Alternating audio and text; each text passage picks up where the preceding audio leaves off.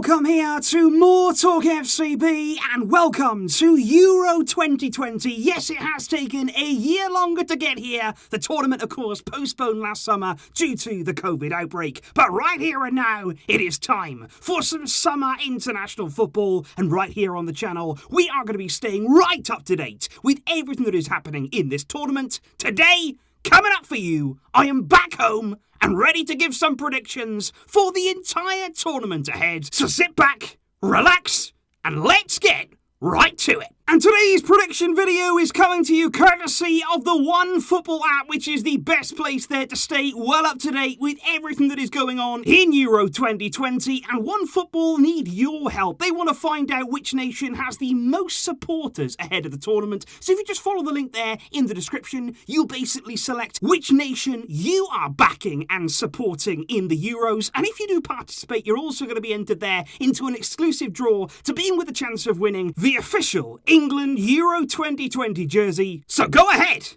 and pledge your allegiance. And in terms of the tournament itself, it will there still be called Euro 2020, even though it is taking place here one summer later. The tournament will run from the 11th of June for 1 month before the final takes place on the 11th of July. And for the first time ever in this competition, the tournament there will be held across 11 host cities. You've got London, St. Petersburg, Baku, Munich, Rome, Amsterdam, Bucharest, Budapest, Copenhagen, Glasgow and Seville, which means that many of the teams competing in Euro 2020 will get to play at least one game in front of a home crowd. In terms of the format, there are going to be 6 groups of 4 teams each, and crucially, the top 2 of each group will of course progress to the knockout stages, but also what you've got to bear in mind, especially when you're looking here at the predictions, that 4 of the best placed third teams will also progress to the last 16. So as you saw when Portugal won the tournament back in Euro 2016, you can finish third in your group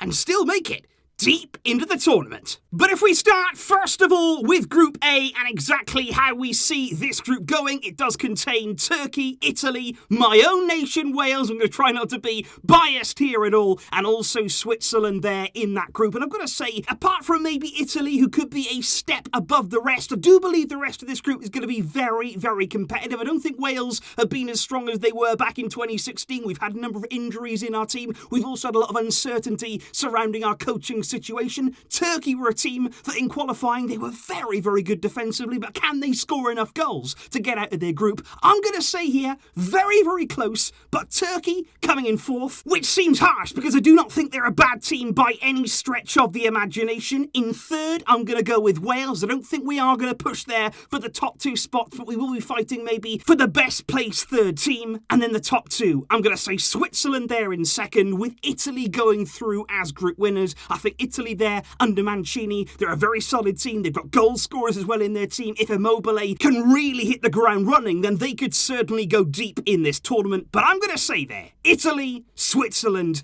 Wales, and Turkey. Up next is Group B, which there contains Denmark, Finland, Belgium, and Russia. And once again, I think many of these groups are going to be very, very competitive. I do believe there that the bottom team in this group, and it does pain me because I've been there on holiday and it is an absolutely wonderful country, but I think Finland there are going to be propping up the rest in Group B. I think there's some real quality, but I think they are going to struggle to get out of this group or even finish there as the 3rd place team. In terms of the 3rd place team, though, I'm going to say that Denmark just about are going to finish 3rd. I think it's going to be really, really tight between them and Russia, who can get 2nd place. Denmark got some real quality players, the likes there of Christian Eriksen, and of course our own Martin Braithwaite, so I wish them all the best in the tournament. But I do believe that Russia will have enough to get 2nd. They've got some real firepower in their team, and they've done well recently at major tournaments. But of course, I am backing 100% Belgium to top this group, and they for me are one of the favourites to go very, very far in this competition. Then there is Group C. We have the Netherlands returning to major international competition, and they're a team who deserve to be in tournaments like this. It was a real miss when they missed out there on the World Cup. Ukraine are another team in this group there, along with Austria and North Macedonia. And again, there's some real quality, real good teams in this group. I'm going to say there that North Macedonia are going to finish in 4th. No disrespect whatsoever to them, but I just believe the other teams are going to have too much in this group. 3rd place for me, it is a tight one there between Ukraine, between Austria. Austria have some very, very good players. players, and they also do have a decent record at major tournaments too, especially the Euros, but I'm going to say Austria are going to come in third place, because I think Ukraine, often when I've watched them, they've really impressed me the way they set up their team, the players and the quality they do have at their disposal, so I'm going to say that they are going to come in second, with the Netherlands top of the pile. But will they have enough to not only get to the knockouts, but make a serious run with Frank de Boer as the coach? Group D will see England coming up against Croatia. That is going to be a really interesting match, given what happened, of course, at the 2018 World Cup. And another really interesting game, of course, is going to be England coming up against Scotland. That is going to be absolutely fascinating. And Czech Republic there also taking part in Group D. But I do have to say, I think Scotland, you kind of want them to do well, because, you know, with the fans, they're going to be very much behind their team. It's a great thing for them that they are at a major tournament here. And I really do hope that they do well. But I just can't see them really making any inroads in this group. I'm going to say there that Scotland are going to finish bottom of Group D. In third place, I'm going to say Czech Republic, because I just think they're looking at the quality that England have, and they do have real quality this time around in a major tournament. And also Croatia. We all know about their tournament experience. I don't think they're quite at the level that they once have been over the past few years, but England and Croatia, with Czech Republic in third. Then on to the penultimate group here, Group E. That will contain Spain, Sweden, Poland, and also Slovakia. And of course, Spain are going to be hoping to top this group, but there's real quality there in the ranks of Poland, and also with Sweden as well, even though they will be without Zlatan Ibrahimovic. But I want to say there that Slovakia are going to finish in fourth place. I don't really think they have enough to get the points on the board and get themselves any higher than that. Then it was a tough one for me. Would it be Poland? Would it be Sweden in that third place? Who exactly is going to get there into that top two? And I'm just about going to go the way of Sweden in third place, and then Poland and Spain making up the other places. Of course, Poland led there by Robert Lewandowski, had another absolutely outstanding season in front of goal. Could he fire them there to a top two finish? But I'd also look out for Sweden, and in terms of who's leading their line, for Alexander Isak. He finished the season really well in La Liga, scoring goals for fun at Real Sociedad. But I do believe there that Spain, when all's said and done, will top this group. Finally, though, we have Group F, and I do have to say, out of all the groups in this tournament, this one is the most fascinating, and certainly this is going to be the most fiercely contested group of all. What I would say, though, I think given the fact that some third-place teams will make it through, that's taken the edge off it just a little bit. Because you imagine here, if only two of these teams could get through, that would make it really exciting. What I have to say, of course, is that Hungary, sorry Hungary, but you are going to finish bottom of this group. It is going to be a mighty difficult task for you to get points on the board with the teams around you. And then, of course, who's going to come in third? Who is going to make up the top two? France, for me, are incredibly strong. You look right throughout their squad, they've got a world-class player, and probably another one for every single position. Germany, I don't think are as strong as they have been in previous World Cups and also Euros. And of course, Portugal, they're the former winners. But do they have enough to finish top two in this group? Honestly, I'm going to say no. I am going to put here Portugal third, Germany in second, with France putting down a marker and winning Group F. But of course, like I say, guys, just because you finish outside the top two in your group doesn't necessarily mean that you will not appear in the knockout stages. The top four third-place teams, in my opinion, will be as follows. I believe there that in Group B, Denmark will get enough points to make it through, even though I didn't feel they could finish in the top two. I also believe there Austria from Group C, they can make it through as one of the best-placed third teams. I think Sweden have got enough quality too, so Denmark, Austria and Sweden making it through. And of course, from Group F there, I do believe that Portugal, even though they may not finish above France and above Germany,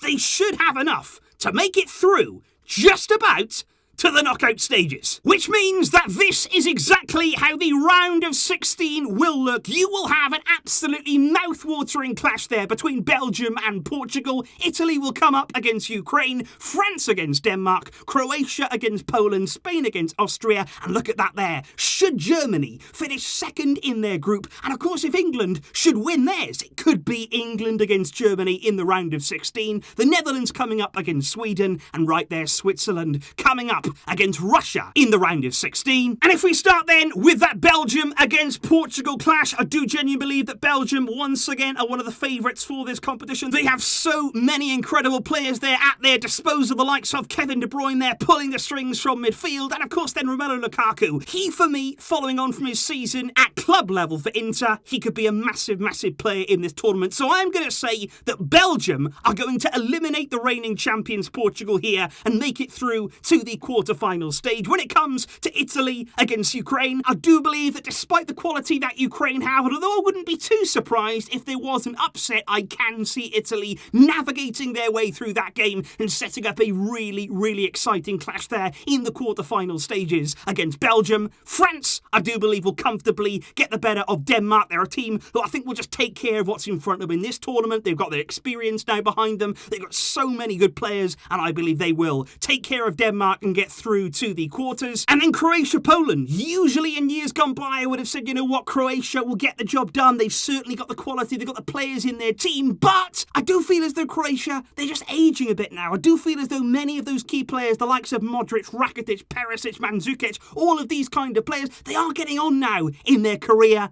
Can Lewandowski and those around him at Poland, the likes of Zielinski in midfield, can they get through to the quarters? I'm going to say yes. They will play France. On the other side of the draw, Spain there will be coming up against Austria, and I do believe that Spain will comfortably get through that game. But the big question would be, if that does indeed happen in the other clash there, Germany against England, what a game that would be. So early on there in the knockout stages. Like I said before, I don't believe that Germany are quite at the level of before, but against England, I would still fancy them, even though England this time around have absolutely fantastic talent. The likes there of Phil Foden, Mason Mount coming into this tournament.